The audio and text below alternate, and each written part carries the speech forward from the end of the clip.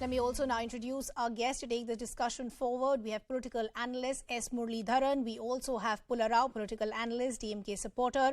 And we also have Sri Priyanka Nandakumar, State Headquarters Secretary, Tamil Nadu Nursery, Primary and Higher Secondary Schools Association. Good to have all of you on the broadcast with us. Priyanka, let me begin with you with the suicide note that we've accessed here at CNN News 18. More details are now emerging of the alleged torture by various teachers that the student went through and then was unable to take it anymore and decided to take that unfortunate step. The math and the chemistry teacher are also the teachers who've also been arrested. But I want to understand, from the 13th when this incident took place till the 17th, there was no real action on the ground. But it also leads to a lot of responsibility and accountability as far as the role of the school and college authorities are concerned. That why were multiple pleas and complaints by the student not paid heed to? So here it's a very saddening situation where we have lost a child, lost a student. Whatever may be the reason, the judiciary and the government should take strict actions against them. So when you say the school management hasn't taken the necessary actions, we agree with you, because even we were surprised when we saw the suicide note. At least when they handed it over to the police department, they should have taken necessary actions. If it is really because of the two teachers, then they should be warned or punished. Definitely they should be punished so that this don't continue. And if you see, this has been happening for the past few years. Children committing suicide because of pressure in academics.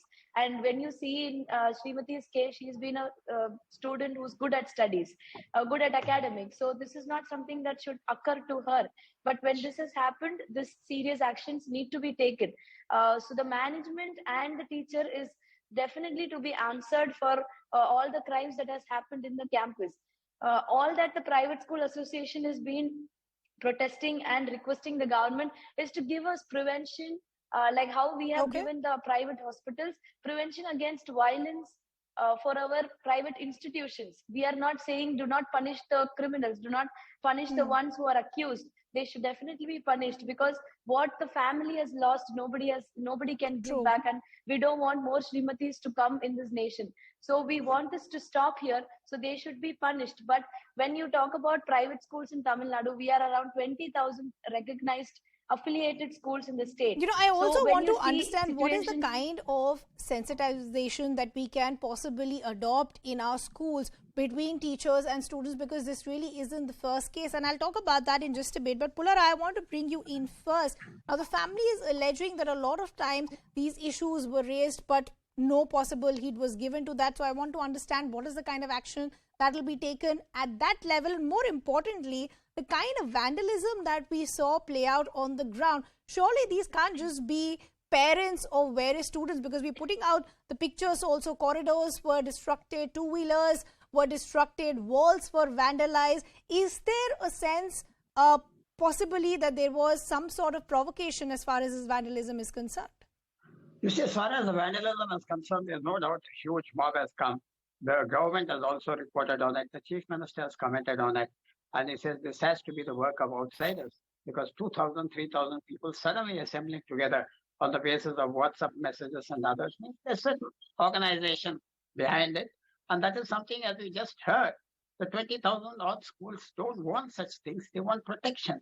Therefore, that's one aspect of it. The law and order and the protection for this vast number of private educational institutions across Tamil Nadu. But you go on to the other side, and then you say, what has to be done? It sounds a little careless. Can every school be responsible for the performance of a student? I believe most of these incidents are usually occurring in private institutions where they pay fees, and there's a high degree of competition. And another feeling is the student must succeed, he must do well. There's a lot of pressure. Is it from home? Is it from the teachers? All that will now come out. The High Court has ordered a second autopsy. So that second autopsy, in the presence of the father and the lawyer, will show us what were the real causes. Whether suicide, whether there was abetment, whether there was violence before that.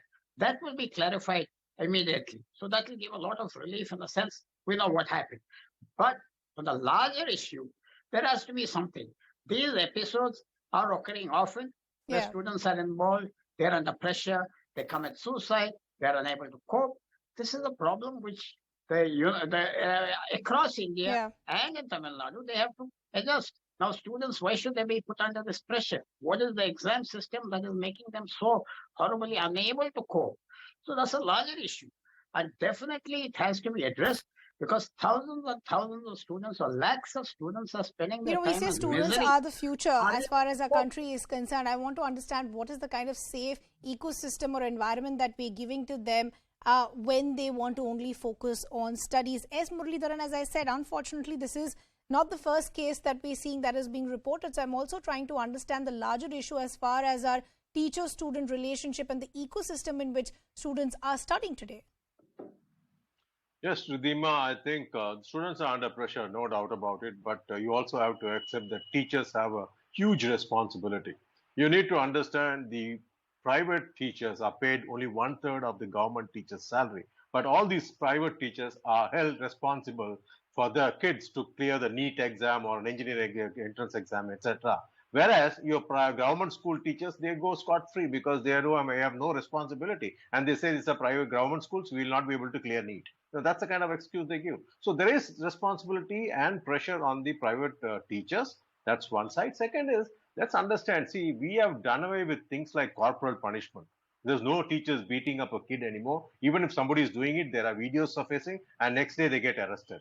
When such situations arise, I don't think we can straight away blame the teachers saying that, they are the ones who are, even if the girl has written a suicide note saying that the teachers are, torturing me or whatever. I'm sure she would have spoken about it earlier also. And it's the responsibility of the school management as well as the parents to get together and solve it. And if they're not done it, I think it's irresponsible parenting as well as education. I mean, the academics of the Priyanka, school. I'll give you the final word, and I quickly want to go back to where the lapses were. Look at what the family has gone on to say. The family has gone on to say that there were so many injuries which find no mention as far as the autopsy report is concerned. The autopsy report mentioned multiple injuries and hemorrhage as the cause of death. This is where the family is alleging that their child was tortured by her teachers. How can the school today completely abstain themselves as far as any accountability is concerned? Because there is also a fear that there could be many other students who could be enduring exactly the same thing.